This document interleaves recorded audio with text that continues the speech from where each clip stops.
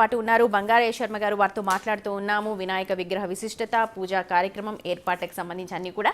బంగారయ్య శర్మ గారు, ఇందాక మనం వినాయకుడి చెవులు, కళ్ళు, అలాగే ఆయన సంబంధించి లంబోదరుడు అంటాం. లంబోదరుడిగా ఆయన కనిపిస్తూ ఉన్నాడు. దానికి ఏంటి కారణం, దాని విశిష్టత గురించి ఒకసారి. చాలా పెద్ద పొట్ట. అసలు మనం ఏది మొదలుపెట్టినా సంగీతం నేర్చుకున్న లంబోదర లకుమికర అనే మొదలు పెడతాం. అంటే సమస్తమైన శబ్ద భాండాగారము కడుపులో ఉంటుంది.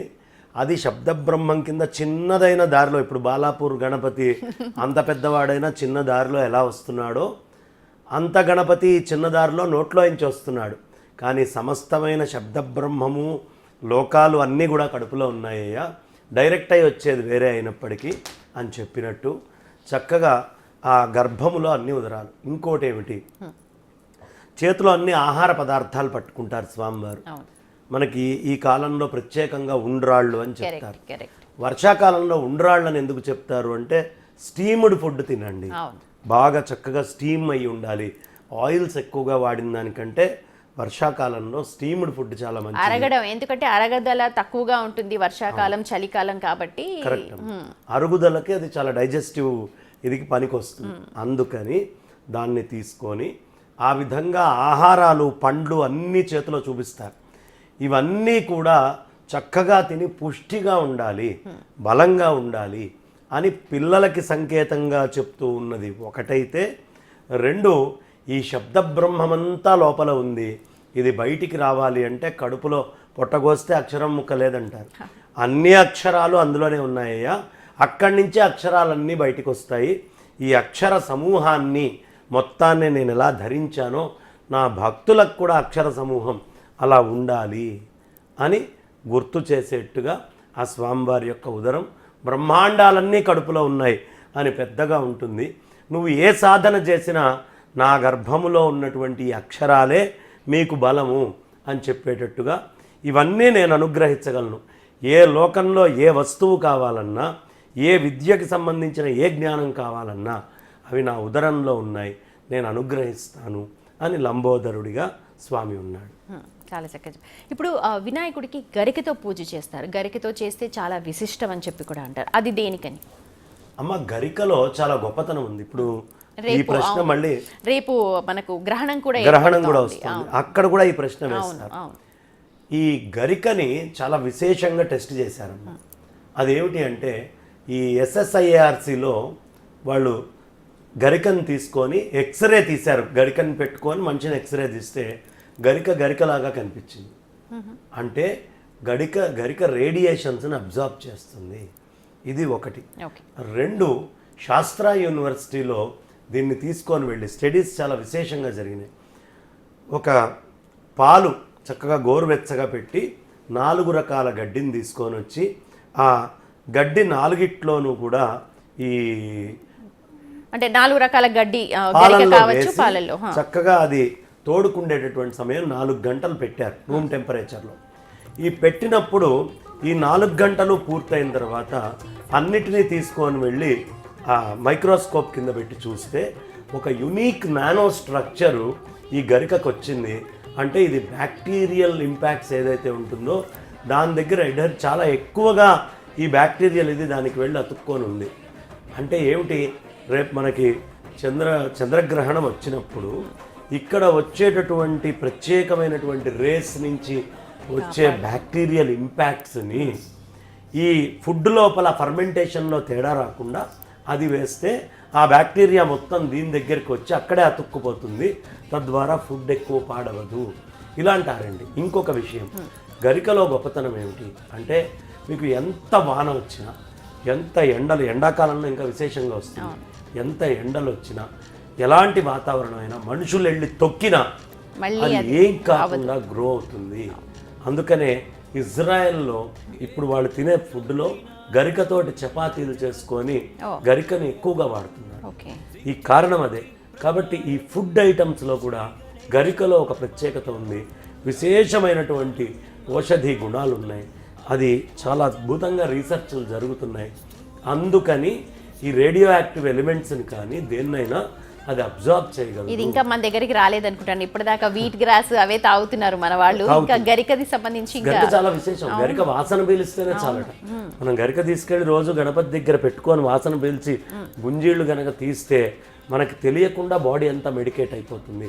పిల్లలకి వాటి నుంచి ప్రతిరోజు ఈ గరికని కొంచెమైనా బయట నుంచి కోసుకొని గణపతి దగ్గర పెట్టి వాళ్ళు దాన్ని గుర్తించడం కూడా కొంచెం కష్టం కదా, నార్మల్ గడ్డిలాగే అనుకుంటారు. ఈ ప్రపంచంలో ఏదైనా మొదటిసారి కష్టం, తర్వాత 2 సార్లు తీసుకొని వెళ్ళి చూపిస్తే 3వసారి పిల్లలు చెప్తారు అది కాదు ఇదే అని.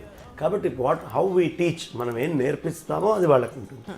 ఈ విజ్ఞానం అనేది ఇవాళ మనం నేర్పించకపోతే సైన్స్ డెవలప్ అయ్యే కొద్దీ ఈ విజ్ఞానంలో ఎంత లోతులు ఉన్నాయి, మన పూర్వపు ఋషులు ఎంత దర్శించారు, ఈ విషయాలన్నీ కూడా మనకు తెలుస్తుంది. అందుకని కాపాడుకోవాలి ఆచారాన్ని కాపాడుకోకపోతే నష్టపోతాము. అందుకని ఈ ఆచారాలని పిల్లల్ని తీసుకువెళ్ళడం, వాళ్ళకి ఇప్పుడు 16 ఇందాక మాట్లాడుతున్నప్పుడు 21 నామాల్లో ఏ చెట్లు ఉన్నాయో చాలా మందికి తెలియదు. దాడిమి వృక్షము అంటే ఇదండి, జంబూ వృక్షం అంటే నేరేడండి, దాడిమి దానిమ్మ, అట్లా తెలియనటువంటి అంశాలు చాలా ఉన్నాయి. అది పక్కనే తెలుగులో రాస్తారు, దేవదారు వృక్షం. ఇందులో సాధ్యమైనంత మటుకు తెచ్చుకొని మనం బ్రహ్మాండంగా స్వామివారికి అర్చన చేసుకుంటే మన ఆరోగ్యం విశేషంగా బలంగా ఉంటుంది. అన్నీ అనమాట, మ్యాథ్స్, ఫిజిక్స్, కెమిస్ట్రీ, బాటనీ సమస్తం ఆయన దగ్గర. ఆయన రూపం అంతా mathematical calculation. You will find a beautiful triangle in him. మీరు అద్భుతమైనది. అలాగే వక్రతుండం, ఓంకారము స్వరూపం కనిపిస్తుంది. ఓంకారం మళ్ళీ 3గా డివైడ్ అయి ఉంటుంది. పైనుంచి 1, కింద నుంచి 2, 3. ఈ ట్రైడెంట్ అనేటటువంటిది చాలా విశేషంగా చూపిస్తారు. ఈ 3 రకాలైనటువంటి ఎనర్జీస్, న్యూట్రల్, పాజిటివ్, నెగిటివ్, ఏదేది ఏ యాంగిల్స్లో వెళ్ళాలి, దాన్ని సెంటర్ పాయింట్లో ఎక్కడ బ్యాలెన్స్ చేయాలి అనేటటువంటి క్యాలిక్యులేషన్స్, ఎన్నో మ్యాథమెటికల్ క్యాలిక్యులేషన్స్ మనం నేర్చుకోవచ్చు. అందుకనే ఇవాళ ఉన్న మ్యాథ్స్ కంటే కూడా మన పూర్వం కన్స్ట్రక్షన్స్ మీరు తీసుకుంటే ఒక ద్వారం నుంచి ఇంకో ద్వారానికి ఎంత బ్యూటిఫుల్ మ్యాథమెటికల్ ఇది. ఈ ఆల్జేబ్రా ఇవన్నీ ఎక్కడి నుంచి పుట్టినాయమ్మా? సనాతనమైన వైదిక ధర్మం నుంచి వచ్చిన మ్యాథమెటిక్సే కదా. మనకి వేదంలోనే 1 2 3 4 5 మనకి తిథులు చెప్పేటప్పుడు కూడా పాఠ్యం విధియ తదియ తృతీయ చతుర్థి పంచమి షష్ఠి సప్తమి నెంబర్సే. Indians know the number game very beautifully. 0 అనేటటువంటిది ఎంత ప్రధానమైనటువంటిది అనేది కూడా మన వాళ్ళే చెప్పారు. ఇచ్చిన మ్యాథమెటికల్ క్యాలిక్యులేషన్స్ మన గొప్పతనం మనం మర్చిపోతున్నాం కానీ పక్క వాళ్ళందరూ గుర్తిస్తున్నారు. అండ్ మన వాళ్ళు ఎప్పుడో ప్రాచీనం నుంచి కూడా, ఇప్పుడు మనం అన్ని యుగాలు అంటున్నాం, ద్వాపర యుగం కావచ్చు, ప్రతి యుగంలో నుంచి కూడా మనకు అన్ని వస్తూ ఉన్నాయి. దాన్ని మనం ఆపోసన పట్టాలంతే. ఆచారము వదిలిపెట్టకూడదు. అదే కంటిన్యూ కనుక చేస్తే మనకి రక్షణగా ఉంటుంది. చాలా ఆనందంగా ఉందమ్మా ఇవాళ వచ్చి మీతోటి ఇక్కడ పంచుకోవడం అనేది నాకు తృప్తిగా ఉంది. థ్యాంక్ యూ అండి. బంగారేశ్వర, లాస్ట్ క్వశ్చన్. మనం ఇప్పుడు గణపతిని పంపించడానికి ఇప్పుడున్న పరిస్థితుల్లో నృత్యాలు వేయచ్చు, తప్పులేదు, దేవుణ్ణి ఆరాధించవచ్చు, తప్పులేదు. కానీ కొత్త పోకడ్లకు వెళ్తూ ఉన్నాం. చాలామంది దీన్ని బేస్ చేసుకుని పాత కక్షలు తీసుకొస్తున్నారు. నేను నిత్యం వార్తల్లో ఉంటాం కాబట్టి చెప్తూ ఉన్నాం. దాన్ని వేదికగా తీసుకొని పాత కక్షలు బయటకు వస్తున్నాయి. అలాగే డీజే సౌండ్స్, సినిమా పాటలకి డాన్సులు, కొత్త దానికి తీసుకెళ్తూ ఉన్నారు. దీన్ని ఒకసారి ఎలా చూడాలి, ఏం చెయ్యాలి అసలు ఒకసారి చెప్పండి. చాలా తప్పమ్మా. ఏ ఒక్క పండగ కూడా ఇతరులకు ఇబ్బంది కలిగించేటటువంటిది అయ్యి ఉండకూడదు. సనాతన ధర్మము ఎదుటివాడిని హింసించండి, కష్టపెట్టండి, బాధ పెట్టండి అని చెప్పదు. నెక్స్ట్ ఇక్కడ ఏమైపోతుందంటే పోటీ. వాళ్ళు పెద్ద పెద్ద ఇవి పెట్టుకొని బయటికి వినిపించేట్టుగా అదానులు చెప్తున్నప్పుడు మనం ఎందుకు పెద్ద పెద్ద సౌండ్స్ ఇస్తాం? పోటీ కోసం చేయకండి. ఏదైనా ధర్మము అందరూ బాగుండాలి, విశ్వమంతా బాగుండాలి. ఖైరతాబాద్ గణపతిని పెట్టినటువంటిదే ఇవాళ రోజున లోకశాంతి కోసం. ఈ డీజేల్లో ఇష్టం వచ్చిన పాటలు కాదు. ఏ సంగీతం వింటే మన శరీరంలో ఉన్న అణువణువు ఒక్కసారి యాక్టివ్ అవుతుందో, ఏది ధర్మశాస్త్రాలు మనకి చెప్పినాయో వాటిల్ని ఆచరించి సమాజానికి, అంటే ఉత్తర తరాలకి ఇది ఆచారం నాన్న, ఇది కాదు, ఇది చేస్తే అనారోగ్యాలు వస్తాయి, ఇది ఆరోగ్యం కోసము, బలం కోసము, బుద్ధి కోసము అని దానికి తగ్గటువంటివి మనం చేస్తూ వెళ్ళాలి. అలాంటి చక్కటి జ్ఞానాన్ని పెంపొందించడానికి బిగ్ టీవీ చేస్తున్నటువంటి కృషి కానీ, మీరు అడుగుతున్న ప్రశ్నలు, చేస్తున్న పని చాలా గొప్పది. ఈ సందేశం మొత్తం అన్ని చోట్లకి చేరాలి. రైట్. ఇంకొకటి లాస్ట్, భక్త సమాజాన్ని ఏర్పాటు చేశారు మీరు, శంకరాచార్య భక్త సమాజం, అలాగే తత్వం చారిటబుల్ ట్రస్ట్. మీరు చేసిన కార్యక్రమాలు లేకపోతే మీరు ఇప్పటివరకు సనాతన ధర్మానికి సంబంధించి చేస్తున్నవి అనేది ఒకసారి ఫైనల్గా చెప్పి. అద్భుతమైన గోశాలలు ఉన్నాయమ్మా, వేదము, వేద పరిరక్షణ, అలాగే చక్కటి వేదాంత విషయాలన్నీ కూడా బయటికి వెళ్ళాలి అనే ఉద్దేశ్యంతో మేము చక్కగా పెద్ద పెద్ద ప్రవచనకర్తలతో అన్ని ప్రవచనాలు చెప్పించడము. ఇంకా విశేషం ఏమిటి అంటే, ఇప్పుడు మేము రాజమండ్రి దగ్గర ఒక ఆశ్రమం పెట్టాం.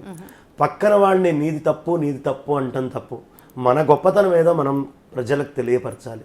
అది తెలియపరచడం కోసము రాజమండ్రి దగ్గర నాయకంపల్లి అనే ప్రదేశంలో, అలాగే మన ఇప్పుడే జోగిపేట దగ్గర సుబ్బారావు గారని డాకూర్ విలేజ్లో ఒక 5 ఎకరాల స్థలం ఇచ్చారు, అక్కడ ఆర్గనైజ్ చేస్తున్నాం. అలాగే సేవ కోసం Sweekar Upkar Jubilee bus stand దగ్గర ఆటిజం స్కూల్ పెద్దది పాపులర్, అది కూడా కంప్లీట్గా మేము సపోర్ట్ చేస్తూ దాని నుంచి కూడా మంచి అద్భుతమైనటువంటి ఫలితాలు ఇచ్చేట్టుగా, అలాగే బైరామల్గూడలో పెద్దది ఒక 70 ఆవులతోటి గోశాల, ప్రవచన మంటపాలు అన్నీ ఉన్నాయి.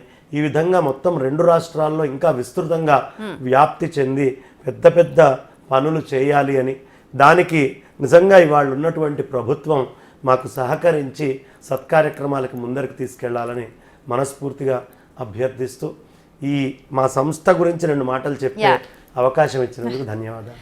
థ్యాంక్ యూ సో మచ్ అండి. అండ్ ఇలాంటి మంచి మంచి విషయాలు మా అందరికీ చెప్పాలి, అలాగే ఇంకా ఇప్పుడున్న జనరేషన్ అంటే కూడా కావాల్సిన విషయాలన్నీ కూడా మీరు ఇలాగే బోధించాలని మేము కోరుకుంటున్నాం. And thank you so much ఇవాళ స్టూడియోకి వచ్చి మంచి విషయాలు చెప్పినందుకు.